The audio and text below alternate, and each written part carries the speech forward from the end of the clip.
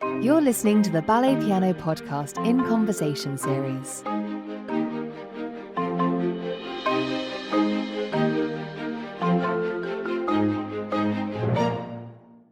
Hello, listeners, and welcome back to another episode of Ballet Piano Podcast in Conversation series.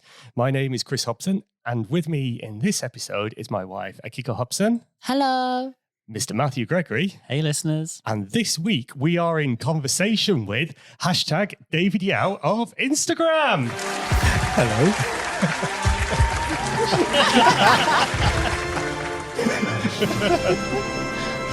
Oh no. Big build up. Brilliant. Biggest build-up I could find. Oh, no. This is a really good one. I'm really I've excited been looking about forward to this one. for ages. So we've talked a little bit, David, in the podcast about your teaching career and how you trained as being a teacher. But we do get messages on the social medias and emails and questions asking about your career as a dancer and your training. So we thought we'd be in conversation with you about that. Can I just cut in and say it's ironic that you don't have social media because you're the most favoured and most popular member of the team. People are always messaging you, goes, how's David? Is David going to do this? Is David going to do that? So yeah, it's #David Yow of Instagram has a following. Yes, thank you. Yeah. You've got fans. Yes. Well, it's not just us who fangirl over you anymore. I know. So why did you go to Royal Ballet School, David? What was it? Can you remember this point where you decided that you wanted to become a dancer? Was it something that happened or? When I was 6, I used to have a little playmate, and she used to live in the next row of houses behind us, Jeanette Collier. She's sadly no longer with us. But at the time, she used to go to dancing, and she dragged me to one of her Christmas shows, and I was absolutely entranced by what I was seeing. Right. And I remember going to my parents and saying, "Oh, I'd really love to do this." And my mother said, over my dead body, all that kind of thing. No son of mine, all that kind of thing. And my father said, "Oh, give me 2 weeks, and get bored of it and go back to football and stuff like that." Yeah. But I never stopped. And I was very, very lucky that in our little tiny town where we were, we had a little local ballet school and a very, very inspirational teacher. At the time, her name was Sandra Balandis, and she's now recently remarried. And she had her own school, and I owe my career to her, really. So if you're listening, I love you to death. I always have done, and I always will do.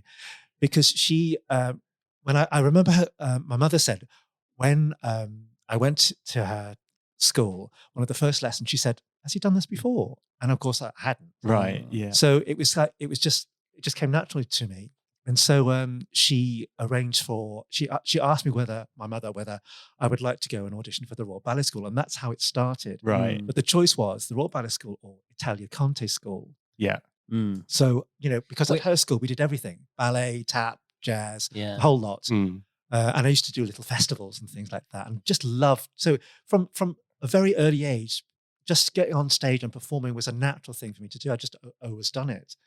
And so going into ballet was, just one rung of the many things that I did. Did you have like a Billy Elliot kind of situation? Because I guess at that time there's not much boys. Nobody danced. No boys danced. I was the only boy in the school for such a long time. And it was frowned upon at that time. Yeah. So it was very rare to see boys dancing. So having a boy in your ballet school or school, whatever school you had, was a great thing. You push them having the boy. And did you ever try and hide it? Because it's a thing. I mean, I did a little bit. It wasn't something that you talked about at school. Let's say. I didn't talk about it at my normal school. Yeah, because then the normal things would happen. And your parents encouraging? Or? Very. Oh, that's good. The thing was, there was no dancing in our family at all. Right. My mother said when she was young and she used to dance around on the streets, and enjoy doing that with her friends. But in terms of like formal teaching and everything, there was nothing like that at all. So to go and do something with a joy of dancing that I had, that I enjoyed doing, and then suddenly to go and start to train professionally was a big, big thing, especially in our little town. So when I got in, it was like a huge, big thing. Local boy does good, all that kind of thing. Oh yeah, it makes the headlines. All of that. What was the audition like? Did you have to come down to London for it? I did. Yeah. Yes. And it was the first time I saw other boys that that were dancing. Yeah. Wow. And I remember we had to do this improvisation thing. It was a hornpipe. It was a hornpipe. And you heard the music, and then you had to make up a little dance. And because I'd been doing all these like different kinds of dances, it was okay. You just got used to doing those kind of things. But it was a big thing to go down to London. Yeah. It was a big day out, and it just I was just thrilled to get in. Really. Yeah. It was a big shock, and because I left to go to the Royal Ballet School when I was 10. I was very young. Oh, that's younger. Yeah. Than, yeah. But talking to older students who'd said like before I got there, the normal age when I was there was 11 to 16. But before that, they used to be like what we call a prep school. Yeah. So they used to go like when they were 9 or 10 or something like that. And so that was a big thing. Gosh. But it was a lot. I was homesick a lot. Oh. But at the time, there weren't that many schools there. There was the Royal Ballet School, and that was it. Mm. So you had to make that sacrifice. If you wanted to do it, then that's what you had to do. You had to leave home. And that's down in Richmond Park, isn't it? Yes. Yeah. Still is. I mean, yeah, but it's bigger now. They've extended various buildings, but was it small? Was there? What was it like? We didn't used to call it the Royal Ballet School when we were there. It wasn't like that. Now it's like a 5-star hotel. It is. Yeah. It's beautiful. It really is. It's gorgeous. But at the time, there were like makeshift, like homemade bunk beds and things, cupboards and things. Oh, wow. So it was called. We called it Colditz.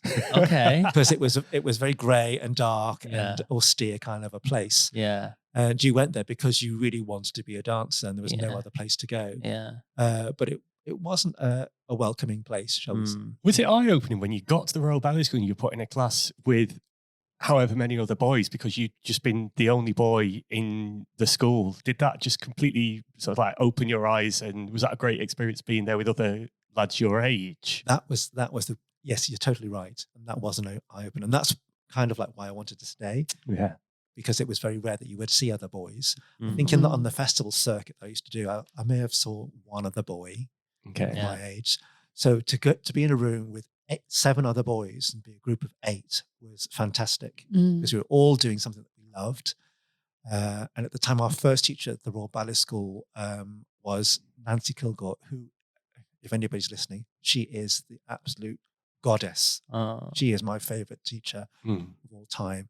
I mean, I have some very, very teachers that I absolutely adore, like Richard Glasstone, he's my mentor, who I owe my life to in terms of understanding more about dancing.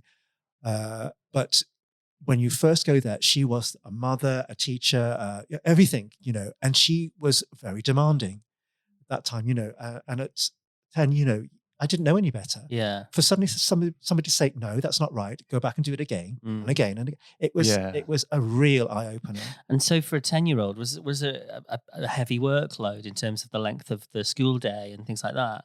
Yes, because at the time, when you go to White Lodge, you go and do your schoolwork, and in between that, you've got to go into the studio and learn how to do your ballet classes and things.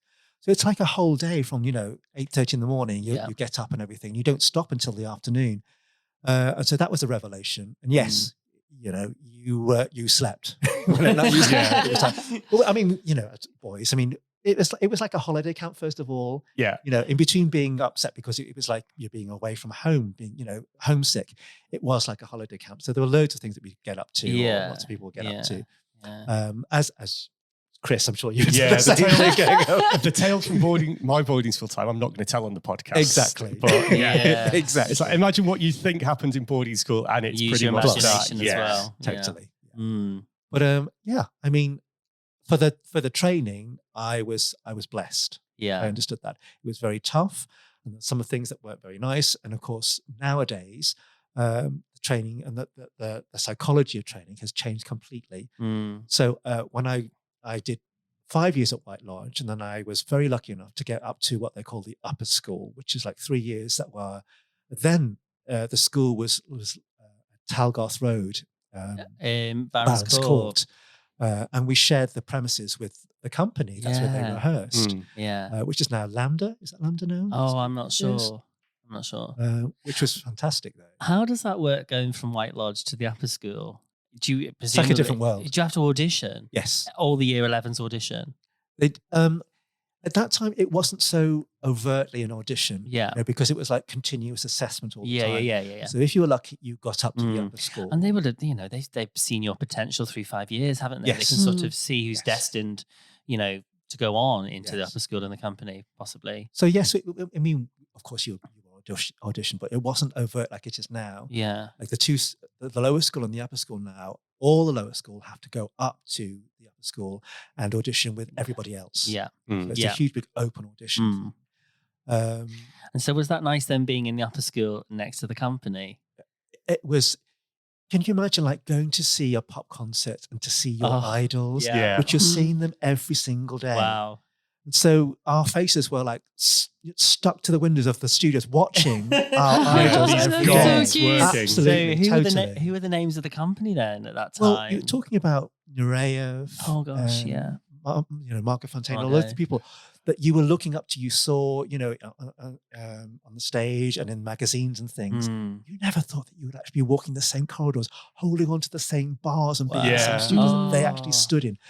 So I'm sure it's like, the same thing of being in your school of any a big prestigious school. Yeah. So and so stood here. Yes. And talked about this. It's that kind of hallowed kind of almost like reverence that you had. And the upper school at that time was like that. And of course, when your idols went past, you'd flatten yourself against a wall. You would breathe. So who was your absolute star? At the time, there was Anthony Dowell and David Wall and Margaret Porter and Leslie Collier and all those. My favorite was Jenny Penny. I love Jenny Penny.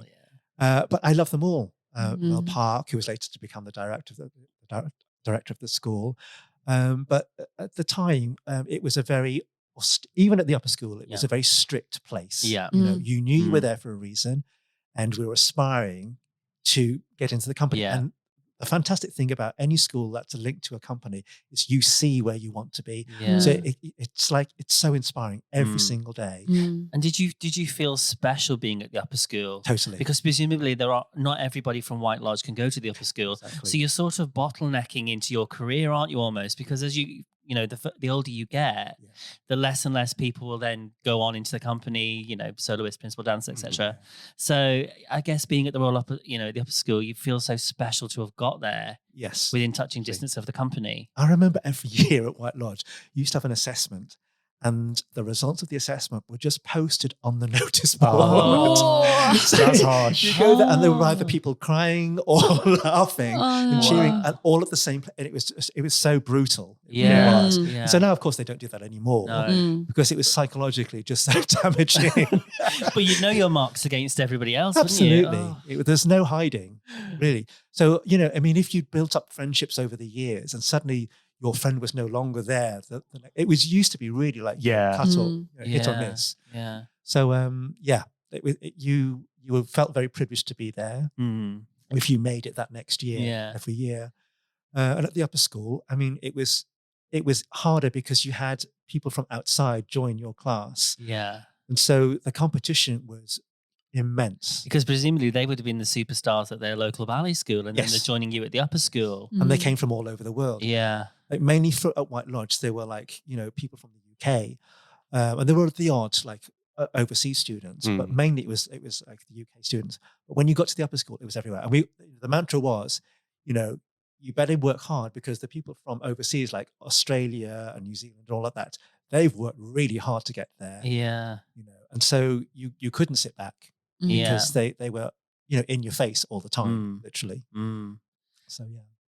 And then what was third year like? It was very difficult. Yeah. I remember because in the third year of any, finishing school, of a vocational school, you have to go and find a job.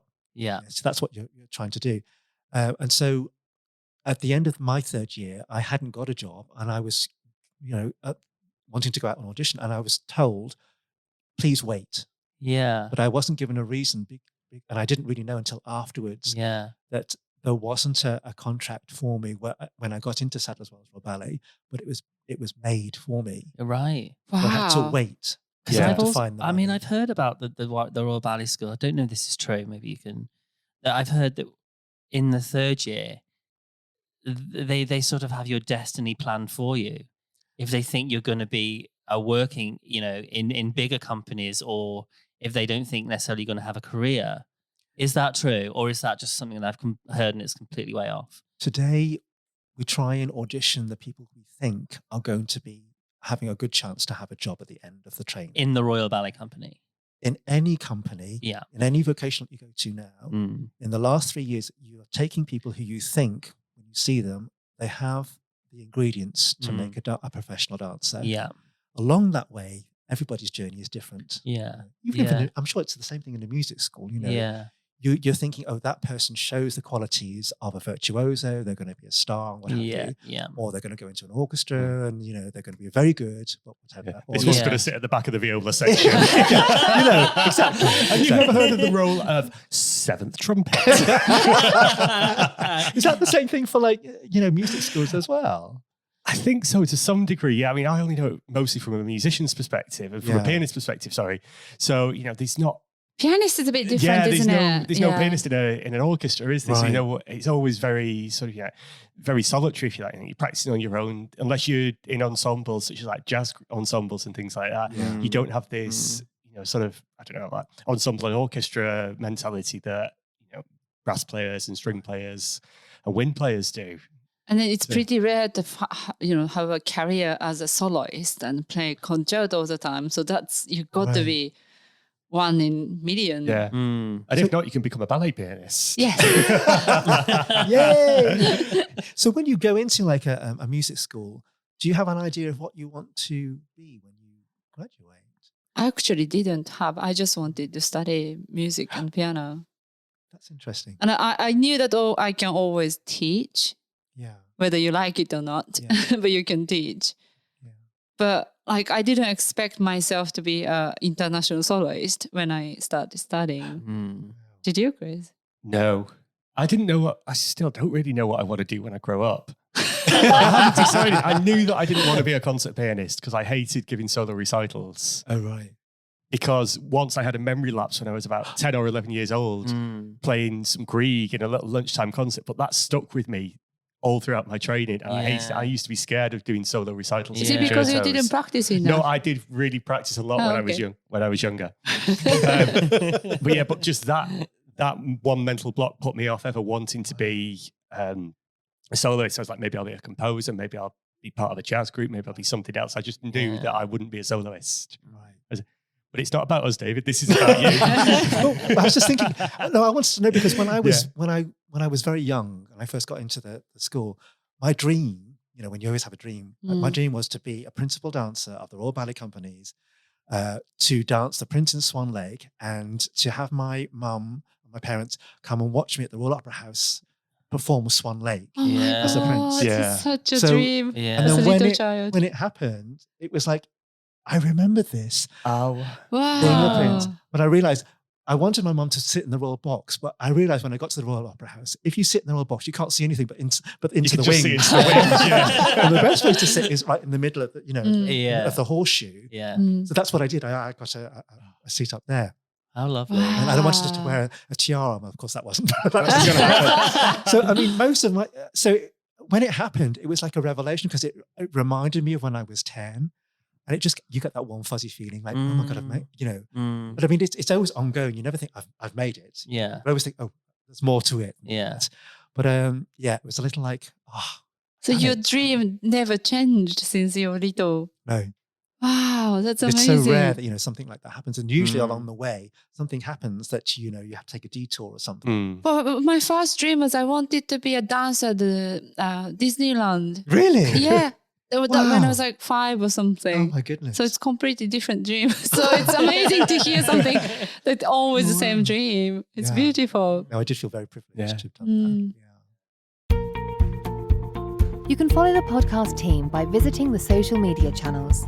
Search for Ballet Piano Podcast on Instagram, Facebook and Twitter for up-to-date information and content about the podcast.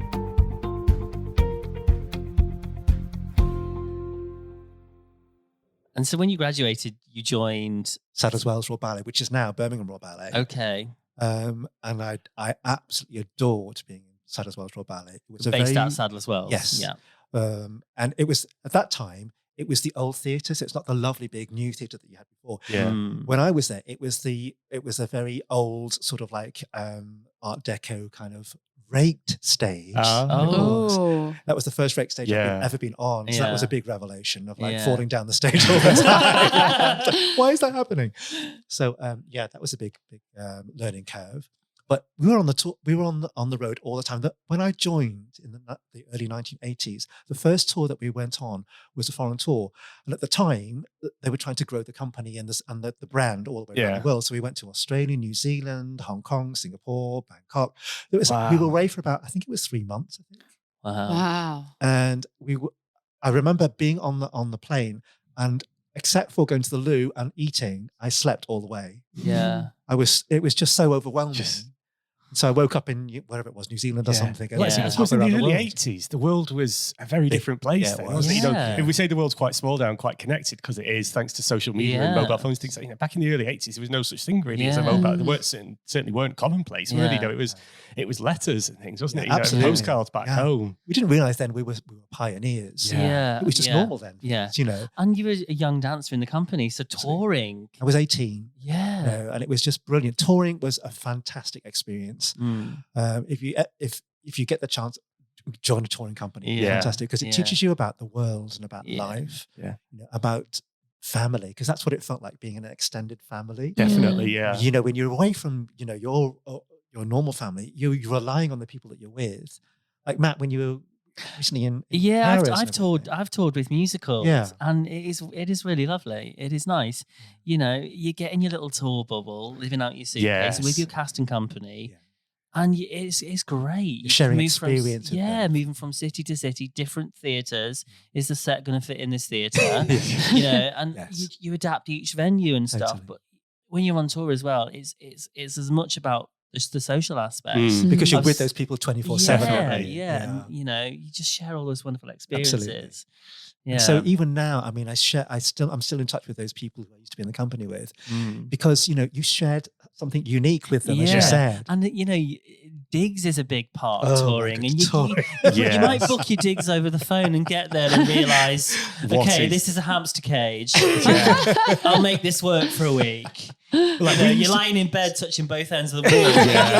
It's a broom cupboard. But when I was touring with Northern, we used to get the digs list from the theatres. Yes. And then you'd think that you'd be 3 months ahead of going, so you'd book your whole tour. But then you'd phone up people, you'd think, that's a good offer, and it looks quite close to the theatre. Only to find out that the lead violinist or one of the principals had been staying there for the last 20 years because the lady only charged £5.50 a night. But everyone Airbnbs now, so the whole digs listing and living with a landlady and stuff is quite different now. One of the best values I ever got, I think it was in Norwich with a lovely lady called Norma Broadist. I don't know if she's still with us. She was great, and it was stone's throw away from the Norwich Theatre, and it was £6.50 a night. Wow. That was brilliant. It was back in 2007, I think, when I first started staying there. She was great. Yeah, whenever I got the job offer, I'd get the digs list first. Book all my digs and get the good, nearest the theatre, nearest the stage door, walking distance. There's the voice of experience. Book all my digs immediately. Our thinking was, the cheaper we paid for our digs, the more money we had to go and have fun with. There you go. That was it. But that's why my friend Yoshi, when he's on tour in London, he stays with me. Yes. Because he's like when the tour is out, he's like, I book you. I'm staying with you this night. I was like, okay. Is there any horror stories from touring? Any that you can legally tell on the podcast? Yeah. Well, I remember talking about like getting your digs. We went to a place where I'd left it very, very late. So it's the last minute we got there, and we had a digs list, and we had no idea. So we were like, eeny, meeny, miny, mo, that one. And we got there, and there was 3 of us, and it was a dive. We'd left it too late. Yeah. And so there was only one room for 3 of us. Oh, no. A huge, big, massive bed. And getting on it, the mattress sank to the floor. And it was a bit damp and everything. And there's 3 of you in the bed. Yeah, we only stayed there one night. Who was the first one to go? There were 3 in the bed. I don't think we got a wink of sleep. It was horrible. Yeah, there was loads of those, but that's life, isn't it? On the road, you just live and learn. Yeah. And so you learn, as you said, to get the list quickly and to order in advance. I used to just very quickly. I used to just because we have Google Maps now, Oh, find out the postcode of the stage door, Yeah. the postcode of my digs, see how long the walk is, Yeah. and go from there and try and Yeah. get the shortest walk Totally. possible. Yeah. So while you were at Sadler's Wells Royal Ballet, company moved then, didn't it, up to It did, to Birmingham and Birmingham. changed Oh, to yeah. BRB? 1990. 1990. What? Where were you on your journey in that? Yeah. Were you principal by this point, I or was, were you I was a principal by then. right? Yeah. And so it was like a huge, big thing for us to up sticks and Yeah. go. Who initiated that move? How did that all happen? Well, at the time, the company was growing, and Peter Wright, fantastic Sir Peter Wright, who was the best artistic director I've ever worked with. And I'm sure lots of people would back me up and say the same thing. I have never experienced anybody like him. He was so far seeing, Yeah. and he cared. We were a part of his family, and he was the Yeah. head of our family. And of course, there were things that we laughed and giggled about, but he really looked after us, and he was he cared ultimately about what we did and the brand, The welfare of the Sadler's dancers Wells as Royal well. Ballet. Yes, Yeah, absolutely. And so anything Wow. he said, we would go along with because we because you talk trusted him. absolutely. Yeah. And so in doing that, we were doing bigger and bigger productions like Swan Lake and then Sleeping Beauty and everything. And we couldn't do it in our old little theatre at Sadler's Wells. So, and our second home, as it were, was the new, at that time, Birmingham Hippodrome Theatre, which was huge for us. And another big theatre was Manchester, the Manchester Palace. At the Palace, yes. That was another big one. But we used to go to our second home, Birmingham Hippodrome, a lot during the year. Okay. And what happened was Birmingham at that time had just got Simon Rattle to come, and Birmingham Symphony Orchestra was doing huge things. That was their resident orchestra, and to have a big ballet company was something that the company, the Birmingham City Council wanted to do. And so that's what we were aiming to do, and that's what happened. So they negotiated to get the company to move up there. Yeah. And there were lots of people. There were lots of things. People, half of us wanted to go, half of us. Yeah, I was going to say, were there some excitement and some not? Because the growing of the company, the Royal Ballet, came from Sadler's Wells Theatre. Yeah. And so before it divided, that's where it was. Its home was. And so for us to then abandon Sadler's Wells Theatre was a big cultural change. Yeah. It's part of our history. We were like leaving behind. What would we be called if we left? Yeah. What would we do? But to grow the company, it was important that we did that. And so that's what we did. Yeah. And we followed Peter up there. And he was right, of course. Yeah. And then David Bitley took over and everything. And by that time, when the changeover happened in about 1993, I was deciding what I wanted to do. And I'd always wanted to go and work in America. And so that's what I did. We were up there for 3 years in Birmingham. We had a fantastic time, and I really enjoyed it. Made some really good friends up there, and then I decided I got itchy feet and I wanted to go and do something else. And so I managed to get myself a job in America it's called Cleveland San Jose Ballet, which now no longer exists. But Cleveland and San Jose were the two bases really. In the winter, we would kind of go to San Jose a lot because it was summer over there. So it was much better. The weather was better over there. But in Cleveland, it was the first time. Oh my goodness, I saw snow that was higher than me. Yeah, and it was normal just to go to work. I was like, how do you manage? Because I not very good in the snow, shall we say? And I remember in Birmingham the first time, like 2 centimeters of snow, and I was in, and I never came out until the snow had gone. But you just normally just put on your snowshoes and went out. Yeah. And so, but it was. I met so many lovely people in America, and I'm still friends with many of them. And it was it was what I wanted to do. I wanted to see the world, and to experience what ballet was like in a different continent. Yeah. Did you ever guest with companies? Was that a thing then? Because there's lots of guesting going on now in today. But there were superstars, like Nureyev and Anthony Dowell. But at the time, it wasn't regularly that people would do that. Yeah. You stayed with a company. Yeah, the company that you went in at the beginning, you stayed with. Yeah. Now, it's lots of people just go around and stay in for a few years, and then they go off somewhere, don't they? Yeah. And that's normal. Yeah. But at that time, ballet companies didn't do that. Now it's different now. Yeah. So but I wanted to experience what it was like to do that kind of thing. And I stayed in America for 2 years, and I was then deciding what I wanted to do after I finished dancing. And so I wanted put your to feet up and have a rest. It sounds like you didn't stop. You were a principal dancer by the time you were what, 27, 28, something like that, was it? Can't remember. I was just doing the math from when you said you graduated. Then it's like, you were young. Probably. You weren't. Yeah, I was young. Going into a company at 18 as well. Yeah. That's amazing. I was a baby then. Yeah. And I didn't know anything about the world. I mean, the furthest I'd been was I'd been to, across to Europe, to Spain, because we used to always annually go down to the Costa del Sol. Yes. Oh. And my father used to drive us down there. He used to like go the long route, and that was part of the holiday. Yeah. And so we'd like pack the trailer tent. Oh, yes. And we stop on the way all the way down there, and have a brew on the side of the road and everything. That must be a northern thing, because I'm always wanting to go on a road trip down to the south of France or down to Spain, and wife really does not want to. Oh, it's an adventure. For me, it's part of the holiday. But Sleeping in a tent. But I mean, these days, they do kind of like static tents and everything, and static caravans and what have you like that. They're fantastic. Yeah. They're really luxurious. It's called glamping now, That's isn't the it? word. That was Because the it's word I was looking glamorous for. camping. It is. Things become, lush and more luxurious Absolutely. in camping. It's not roughing it anymore, No, is it, when no, you go no. camping? But listeners, I've just taken a photograph of Akiko's face, which we will put onto the social medias, and you can look at it while we're talking about how good camping and glamping is. This one is being very polite. I let David and Chris go together. Okay. All right. Right, sorry, David. I've taken us. I'm not camp either, so I won't be going camping. I've always said not for camping. Right, sorry, I've taken us massively off That's topic. all So, right. Okay. so you were deciding what you wanted to do as you finished Yes. dancing. And I mean, in the company, as I said, your second family becomes the company.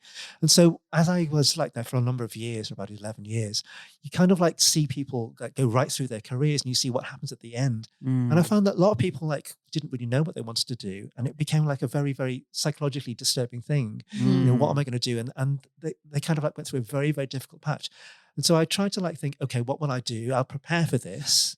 Can I just cut in and Yes. say, when you start into a company, you're so hungry for it. 11 years later, does the hunger go a little bit? Say when you've done all the classics and all the principal roles, is that what made you sort of No. decide to change direction? And It wasn't that. It was Yeah. like the older you get, of course, as a dancer, the harder it becomes on your body. right, yeah. 'Cause it takes and I had a few injuries, and at the time we had a fantastic physio who then retrained herself, Yeah. and she became a psychologist Oh. who became like a very famous psychologist who would help a lot of the Olympic athletes and everything, but also stay within Royal Ballet, sort of like ballet circles, because she is still the psychologist for the Royal Ballet companies and our current, school. So watching her, I would like listen to her, and she helped me often with my injuries to get me back on stage. And so when she became a psychologist, I was talking to her, and I thought, well, that is really what I want to understand, how people think and how I can actually help people make that transition. So my plan was to go to university and to take a psychology degree, and then go on and become someone who was going to help people do this. But when I actually got there, big dreams, of course, here we go again. No, I'm just thinking how amazing this all is. To go back to It was new at the university time, because as not well. many people had done that. You in 2020 to be a ballet teacher with a psychology degree. I mean, it just helps your teaching tenfold. It does now, but at the time, I fell into teaching Yeah. because I didn't think that at the time when I was a dancer, I was a very impatient young man, I didn't think I'd have the patience to teach. Yeah. So teaching was the last thing on my list that I wanted to do. So I have the greatest admiration for all my teachers, because now, in sort of wearing their shoes now, as it were, Yeah. I understand what I didn't understand at the time, how patient you have to be. Yeah. And you have to wear so many different hats at the same time as being, we say teacher, but there's so many different things that you Comedian, have to do. disciplinarian, choreographer, mentor. Mother, father, all of them. Yeah, Yes, absolutely. All of those things. And at the time I didn't know those things, but watching, going to do this degree in psychology, it kind of opened my eyes about seeing life from a different perspective. I was terrible at psychology. Principally because I'm dyslexic and I can't remember numbers and things. And so when I realized it was to do with statistics, I was like, oh my goodness. And I was rubbish at all of that. Yeah. So I realized it wasn't for me.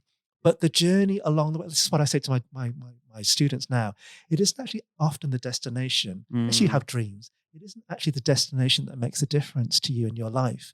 It's the journey along, the things that you pick up along that journey that makes you who you are. Yeah. And so now I feel that I've benefited as a teacher because I kind of like fell into teaching because I wanted to support myself as I was studying to do this degree. And I was like, okay, what am I going to do? Pack shelves or try and be a teacher? And I knew more about dancing than packing shelves. So that's what I kind of like did. So when I kind of came back to making that decision, friends of mine who I would, I, as you said, guesting, I did guest kind of, I guested with Hong Kong Ballet. And on the way there, I danced with them twice in my career. Once for 6 months and then once for a year. And both of those times were really kind of like guesting that kind of like just went on. And on through that, I met, as I said, another family of dancers. And when I was thinking about finishing dancing, two of my friends that had been in Hong Kong as dancers were retraining at the Royal Ballet School on their 1-year teachers training course. And at the time, the Royal Ballet School was renowned for its teaching course that had been handed down from Dame Nanette de Valois, because she said, for a company to survive, it needs a school and it needs a course of teachers to teach people how to pass these things on. And the teaching was either a 3-year course or this 1-year teacher's course for ex-professional dancers, which is what I did. And so my friends from Hong Kong had done this, and they encouraged me to go along. So I did, and by chance, I got in. So I was very grateful for that. Did you just apply? Or I did. You don't audition for it or anything? Yeah, I had to audition. Oh, really? Yeah, so that was kind of scary. It was the first time, as we were talking in previous things, about a dancer using their voice. So it was really scary because I had no idea how to do it. But thankfully I got onto it. And through that, I was supporting myself, and I did this 1-year course. I learned so much. There were 4 of us on that course. Wow. And I tell you, we must have cried every single day. One of us cried because it was so demanding. I had no idea. You're trying to cram so much into a year. So I have no idea how people cram things into a few months to do a teacher's course, because we struggled. And of course, just like when you're dancing, you may have done your 8 years training, but that doesn't how long does it take to train to be a musician when you go to school and everything? Starting from 3 years old. Gosh, but it's a long time, isn't it? You have to audition for the Royal College of Music. And you need at least your grade 8. Oh wow! To get into the school, don't Even you? before you've got there. Wow. That's or some people do their diploma on their instrument. Their diploma before they go on to train professionally at the Royal College of Music. And then there's another 3 years intense training. So when we say you graduate, actually that's only the first rung of the ladder. Because in dance terms, we say it takes 10 years to become a real professional, to understand the ropes. So you're you're treading the boards for 10 years before you really think I know what I'm doing. Really, because you're always learning all the time. So so having done that, trying to cram a year's training of trying to be a teacher into 1 year was really quite stressful. So having done that and then going to do my degree, I kind of realized the more I did the degree, the more I realized I wasn't very good at it. But I was learning so much about it was supporting what I thought was supporting my degree. Actually, was the other. It got tipped upside down. And it was supporting my teaching. So by the time I graduated very, very poorly from my degree, I realized I'd actually learned a lot. So I didn't come out with a very good degree, but I came out with a very rich kind of understanding of how to help people in my teaching. And that's what's really helped me along the way, really, to be honest. So that's why I value, diversifying whenever you're doing a degree. What other things in life can you do and pick up along the way to support? And do you have plan B, C, D, whatever it is, in case something happens and along the way, you change your mind. In life these days, you have to have many strings to your bow, don't you, really? So that's what I would advise. But that's what happened really to me in terms of a teaching. So I fell into teaching, and I gradually kind of realized that this is what I wanted to do because I wanted to give back. You know, something that I enjoyed so much. It was a big part of my life. And I realized that so many people had given so much of themselves, and I wanted to give back those pearls of wisdom, as we always talk about, back to the next generation. And as a dancer, you know what it's like to dream to be in a company. Exactly. And so as a teacher, you can see the dream in the students. Yes. Presumably by the way they work and the way they, you know, conduct themselves. Exactly. And, you know, how lovely is that to give back and help somebody achieve their dream? It feels a privilege to do it, really, to be honest. And so every day, you know, it's something new. And every day I'm feeling a bit anxious. Am I good enough? Yeah. Because I always think, I have this recurring dream that I'm going to wake up and someone's going to find out that I'm an absolute fraud. I can't teach at all. No, but you know, if you look at your teaching CV, you've taught at, you know, the best schools in the country. So you are of a caliber. I feel very lucky because few teachers get to do what I've done and to experience that. Yeah. So I'm very grateful to all the schools that I've taught at, you know, and I, with pride bursting out of my chest, look at the students that have been produced at that school. And then you think, wow, I've had a little bit of a time. Yeah. You know, yeah. And really I know there will be students that, you know, credit you with helping them get on that rung of the ladder and getting into the company. And it's been a pleasure to teach them all. Honestly, it's been an absolute privilege. But I think you're one of the teachers that students never forget. Yeah. Good or bad. Good or bad. Yeah, exactly. But like you talk about Richard Gladstone and you say he was your mentor, he was somebody who... He is an absolute god. For you, you are that teacher to somebody, they may never tell you that, but you are that person, aren't you? Your teacher is that person to the student, which is... And the journey with him has changed so much over the years. Because when I was younger, I mean, lots of people will also remember this. Richard was a very scary teacher. and there are lots I was scared of him when I was playing for him. There were lots of stories, or there still are lots of stories of people being, you know, really, you know, they didn't get on with him. But over the years, and when I was going into the teaching position of going on the course at the Royal Ballet School to learn how to teach, I was blown away by the fact that he offered to help me. And so there was like part of me thinking, I'm still scared of this person, but I cannot believe that this person is being so generous to offer their time to come and help me understand how it is to be a teacher. And so our relationship then changed. And so that's how it became a mentor, sort of mentorship kind of a thing. Yeah. And over the years, I cannot thank him enough. He is the font of all knowledge for me. If I have a question, I go to him immediately. And just hearing his experiences, I always learn something. And now he's a great teacher. He's written so many books, and that's going to be a future thing because hopefully... he's coming on the In Conversation shortly, isn't he? So you'll get to hear David speaking with Richard Gladstone. That is having just done this one, I think that's going to be really one to listen out for. Yes. Because and he's just going to be you and him, and that's just going to be wonderful. I'm looking forward to it so much because he's just written a book about his life and about how he's... So it's going to be really interesting to hear what he has to say. Person. So I owe him a lot. Yeah. I love. If you're enjoying this episode, then why not visit the website balletpianopodcast.com and join the mailing list. You can access past episodes, transcripts, music playlists, and so much more. It will ensure you never miss new episodes or updates. That's balletpianopodcast.com.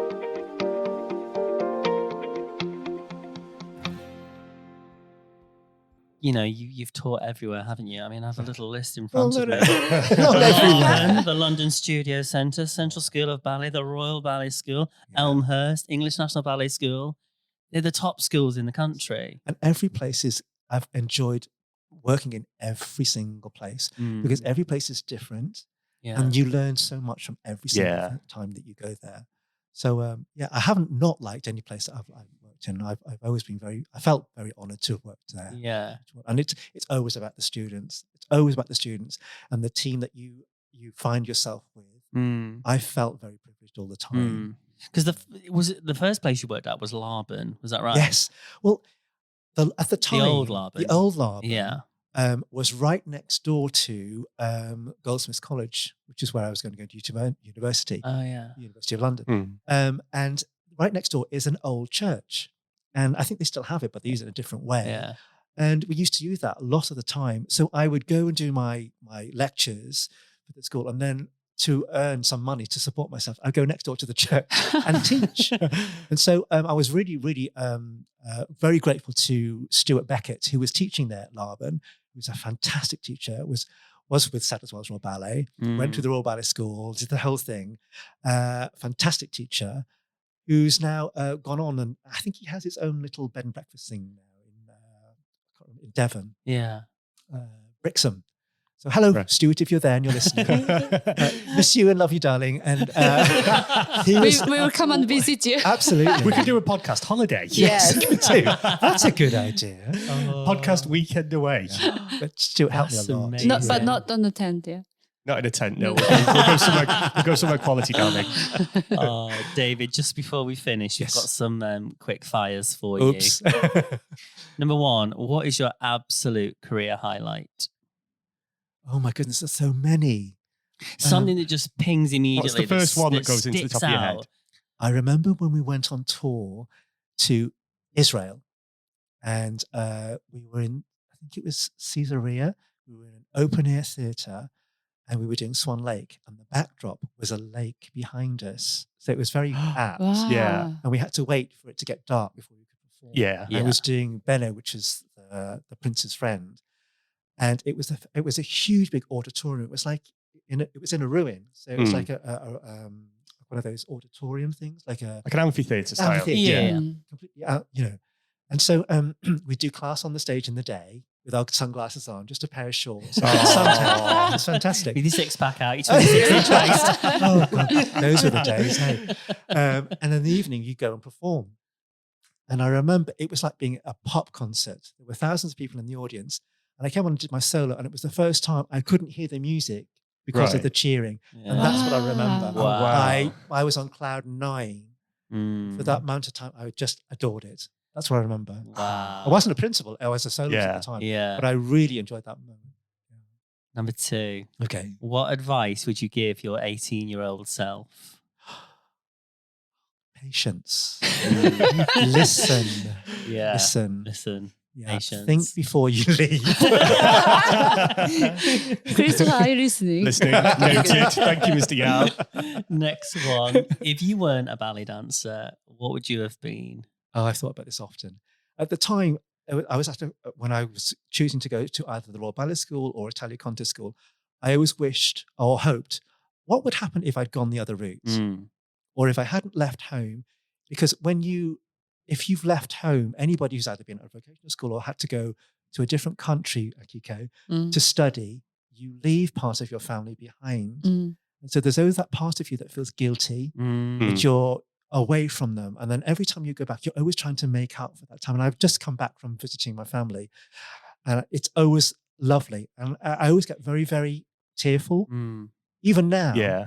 And it's like a big wrench when you have to come back down away from your family because you miss them. And so that's a great thing that I think that I miss. What if I had stayed? What would have happened? Yeah.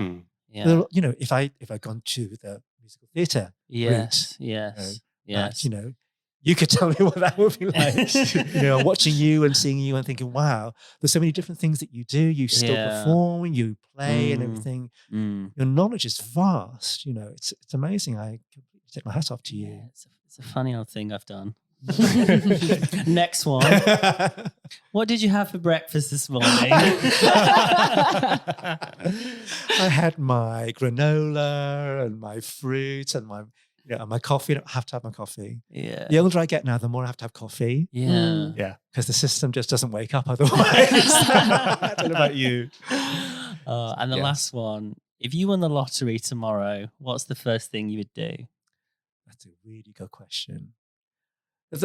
Because now I'm already starting to think, what would I do if I didn't teach? Because now the body really is going into a different phase now. So the things where your mind is thinking, yes, I remember doing this, and you try and you think, wait a minute, I can't do that because I'm going to get an injury. I can't do that now. What would I do? and even now teaching now, the more I'm using my hands, the more I'm using this is why I say to my students, you need to know the language that you're speaking or dancing with. And you're the same thing when you're, I'm listening to you talking about, your dominant seventh, and this, that, and the other, and it's going right over my head. But I think you need to know the language of what you're speaking, even if it's a silent language like dancing, because everything has a different flavor. And Matt, you were talking about dynamics, and that's what it's all about. If you don't understand the dynamics because of the names of the steps and what have you, how can you then bring that to your performance and give, that more in-depth performance? And that's what makes, the difference between a very good dancer and an exceptional performer. You go back to your basics, you understand. And so if I was to say something to my students, that's what I understand, get to understand what you think you already understand, and you don't really yet. And it's only with time and experience that you realize, oh my goodness, I wish I had learned and listened to that when I was younger. And you probably did. Your teachers, probably said that, because I can hear myself thinking, oh, I heard that before. Where did I hear that before? Yeah. And I didn't pay attention at the time. Yeah. Now I do, but of course the body can't do it anymore. So there's lots of use of upper body. But that's what I would say to my students: listen and learn. And that's what I wish I'd done. Yeah. David, this has been an absolute pleasure. I can't even thank you. tell you. Brilliant. This has been wonderful. I'm sat here just like, yeah, and yeah. It's been amazing. Thank you so much for You're most welcome. agreeing Thank to do you. it. Thank you. Thank you so much.